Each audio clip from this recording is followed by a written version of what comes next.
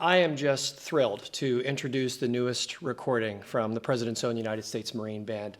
Last year's recording, entitled Serenade, was actually kind of unusual for us because it was all chamber winds and chamber strings music, which was a recognition of the pandemic and the kind of music making that we were doing for a couple of years.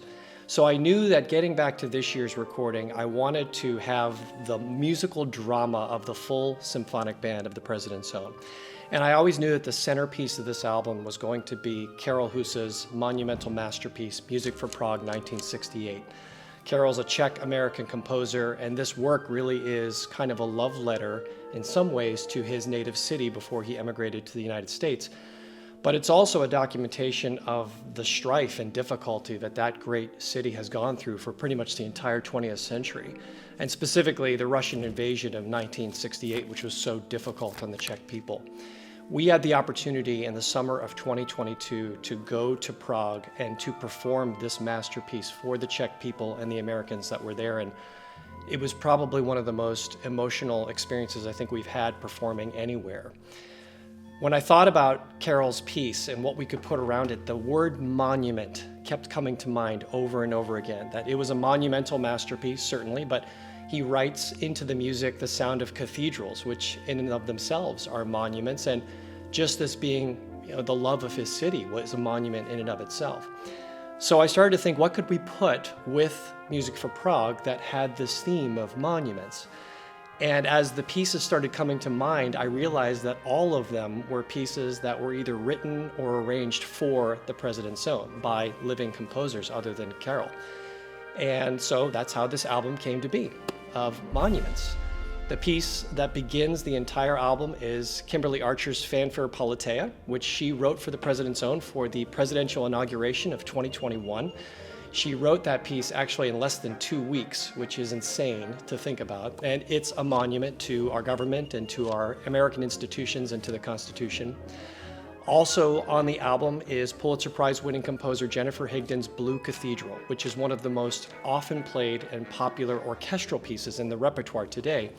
Band directors have been waiting for years for a transcription of this piece for bands, and now we have one. This was made by Major Ryan Nowlin, who's our assistant director, and this recording is the world premiere recording of this band version of Blue Cathedral, which he made in consultation with Jennifer.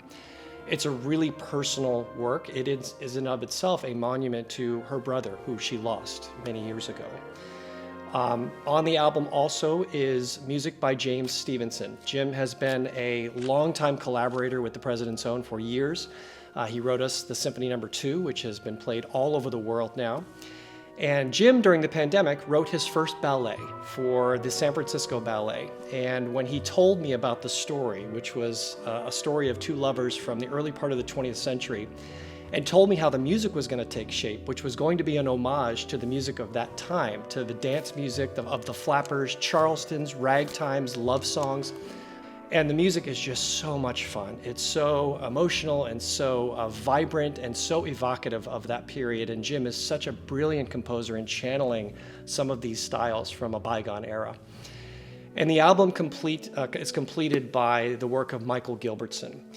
We commissioned Michael to write us a new piece for winds. This was actually his first major piece for wind ensemble, and we premiered this piece in 2019 in Japan. It's called Usonian Dwellings, and it is an homage to the great architecture of Frank Lloyd Wright.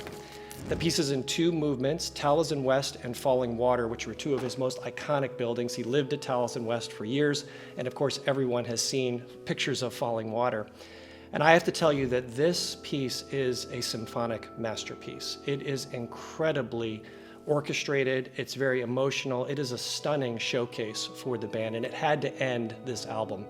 The second movement in particular, Falling Water, is unbelievable in how it evokes these images of water, and there's this gorgeous chorale that just builds to an incredible climax and then fades away into the distance.